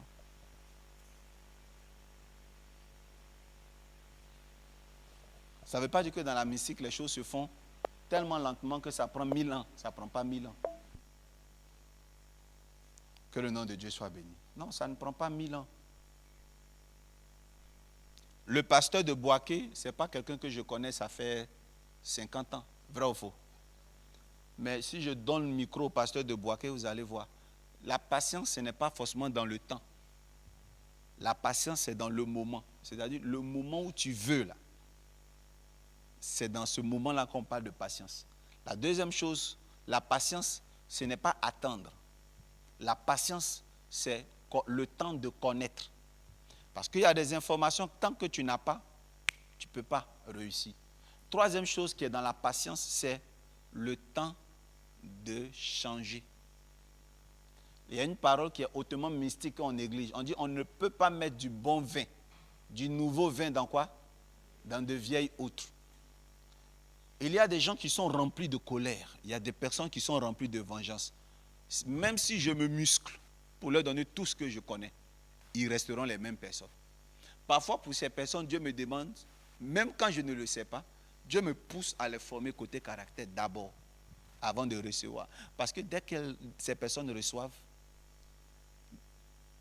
à cause de ce que l'intérieur est noir, la chose fond, elles ont le sentiment qu'elles n'ont pas reçu. Moi, j'ai déjà entendu des gens dire, non, il ne veut pas nous montrer, il ne veut pas nous donner. Non, il n'y a pas plus généreux comme homme de Dieu sur terre que moi, il n'y a pas plus. Quand on dit que quelqu'un est généreux dans ses secrets, je fais tout devant mes enfants. Souvent, on fait des agapés, je fais des miracles monnaie devant eux. Je veux vraiment que vous deveniez puissants, mais attention, le caractère. Si vous avez un caractère, vous n'allez pas sentir votre prophétique. Si votre caractère est encore sombre, si l'éducation encore... Mais si rapidement, tu comprends vite ce que Dieu attend de toi côté caractère. Si tu as connu ça dans une semaine, tu commences à sentir des effets de ce que Dieu veut te donner. Notre cœur est quitté avec des éducations dans le monde. Lorsque nous venons dans le Seigneur Jésus, Dieu veut nous voir transformés. Ce n'est pas parce que vous prononcez le nom de Jésus, ce n'est pas parce que vous vous sentez genre homme de Dieu, que Dieu peut vous donner tout. Il y a un caractère. Il y a des choses, si je fais devant vous, vous allez fuir, vous allez croire que je ne suis pas pasteur. Mais imagine-toi que si Dieu te donne, toi, ton cœur est chaud, est-ce que tu penses que Dieu va te donner? Tu vas tuer tout le monde. Dis Amen. Tu vas tuer tout le monde pour rien. Que Dieu vous donne le discernement et la bonne compréhension de ce que je viens de dire. Que Dieu vous bénisse. Prends une offrande. Dis à cette offrande, je ne peux pas quitter ce lieu sans te donner, sans te s'aimer. Je ne peux pas quitter ce lieu sans voir la gloire de Dieu. Propulse-moi au plus haut niveau. Propulse-moi dans les hauteurs. Propulse-moi au nom puissant de Jésus. Cette semaine, je veux rencontrer le mystique dans un rêve. Je veux rencontrer la chose mystique au nom puissant de Jésus-Christ de Nazareth.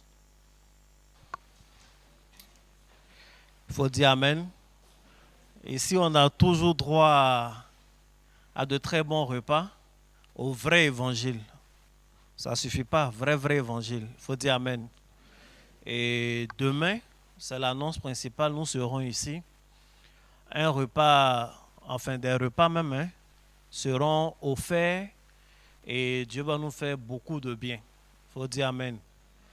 Si on a compris la prédication de Daddy, je pense que demain, nous serons plus nombreux. Il faut dire Amen. Il y a peut-être une chose que je veux dire pour te motiver à venir beaucoup plus. Et puis aussi pour te motiver à penser aux hommes de Dieu, à notre Père en l'occurrence, et à tout homme de Dieu d'ailleurs qui t'aide. Quelqu'un a dit Amen. Vous vous rendez compte que le prophète est venu, il a demandé qu'on offre un repas. C'est ce qu'on va faire demain. Et pendant que ses enfants préparent et qu'ils veulent manger, ils trouvent qu'il y a la mort qui est dans le pot. La question que je me pose tout de suite, effectivement, il y a la mort dans le pot, mais d'où vient cette mort? Il ne faut pas chercher loin. Le prophète venait d'où? Il venait à l'instant de ressusciter un enfant mort. Ou bien c'est pas ça? La Bible dit qu'il venait de chez la dame là, où il a ressuscité l'enfant de la Sunémite. Et il arrive maintenant à l'école où tous ses enfants sont. On doit manger, il y a la mort dans le pot. C'est lui qui est venu avec la mort là. Hein. En fait, le bâton n'a pas pu faire le travail. Il a fait un travail pour canaliser la mort. Et il fallait finir avec la mort dans le pot. Donc, quand ils préparent, quand les hommes de Dieu font des choses, prient pour vous, souvent le problème nous attend à la maison, mais il y a des systèmes pour gérer ça. Tu n'as pas dit Amen. J'ai donné un enseignement sur les réseaux sociaux, les gens m'ont un peu attaché pour dire, j'ai dit, face à la mort, on offre un repas. Et quand vous allez étudier la Bible, toujours où il y a eu on parle de miracles authentiques de résurrection, juste avant, ou bien pendant, ou juste après, il y a mention d'un repas. Donc, il vient de ressusciter quelqu'un qui est mort, pour ne pas que cette mort-là demeure en lui. Il vient, il demande à ses enfants. Et la Bible dit, c'était la famine. Quand il y a la famine, on économise. Il dit, c'est vrai, c'est dur chez vous.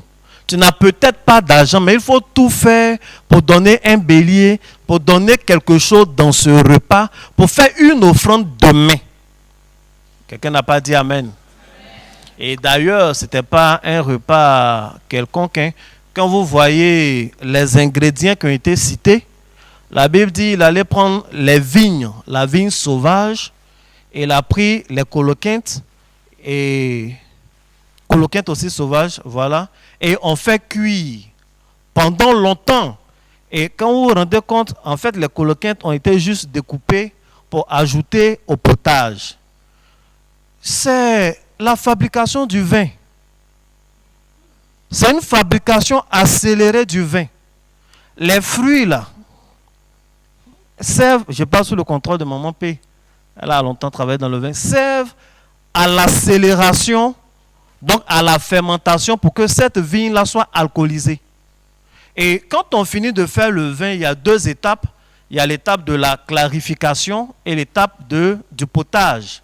Et cela peut se faire avec les œufs, etc. Ou bien de la farine de blé, de la farine de maïs, en tout cas des farines levuriennes. Donc quand on finit de faire cuire comme ça, on met les fruits et qu'on vient ajouter la farine, en fait ça devient du vin chaud. Donc leur sauce là, ce n'était pas sauce, c'était du vin qui était là. Et il attendait quelque chose. La Bible dit, il y a quelqu'un qui est venu avec du pain comme prémisse. Donc c'est la Sainte Seine qui était devant eux comme ça. Elle a dit maintenant, il faut servir le pain et le potage aux gens. Vous allez manger, la vie va s'installer. Quelqu'un n'a pas dit Amen. Donc demain, on va venir partager un repas. En fait, le repas de demain, c'est pour te donner la vie. Tu avais des connexions, des gens que tu connais, des gens bien qui peuvent t'aider. Avant, ils essayaient de t'aider, mais ces contacts-là sont morts. Demain, viens en écoutant la parole de Dieu, en étant exposé à l'onction de notre Père spirituel et en partageant le repas. Ces contacts-là, ces rencontres, ces connexions vont ressusciter. Tu n'as pas dit Amen. S'il était à ta place, il allait trouver tous les moyens pour participer à l'organisation même de demain. Amen. On est debout, on va prier. Tu vas dire Seigneur, sois à notre départ, à notre arrivée, tout le long du chemin. Que nos greniers soient toujours pleins, soit à notre retour, au nom de Jésus. Amen.